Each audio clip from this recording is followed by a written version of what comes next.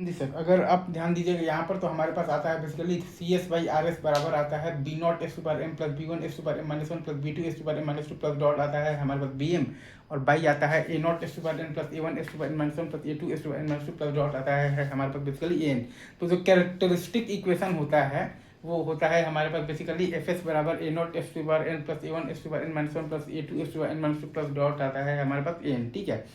तो R H ये criteria हमारे पास होता है बेसिकली, तो क्लोज लूप जो ट्रांसफर जो फंक्शन है उसका जो आपके पास जो पोल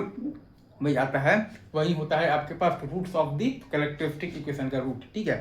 तो हम लोग ये जानते हैं कि C S by R S बराबर आता है हमारे पास बेसिकली न्यूमिनेटर बाई आता है हमारे पास डिनोमिनेटर, और डी एस बराबर 0 होता है हमारे पास बेसिकली क्या होता है तो कैरेक्टरिस्टिक इक्वेशन। तो अब हमें निकालना है कि नंबर ऑफ पोल्स तो कितने हैं on the right hand side of the plane. तो वहीं जो कैलकुलस ना कर हम लोग यहाँ पर करते हैं बेसिकली आर एच जो क्राइटेरिया का मेथड होता है। तो एफ एस बराबर है हमारे पास A not S to power N plus A one S to power N minus one plus A two S to N minus two plus A three S to N minus three plus dot plus है हमारे पास A N. तो हॉर्विट्ज़ जो polynomial का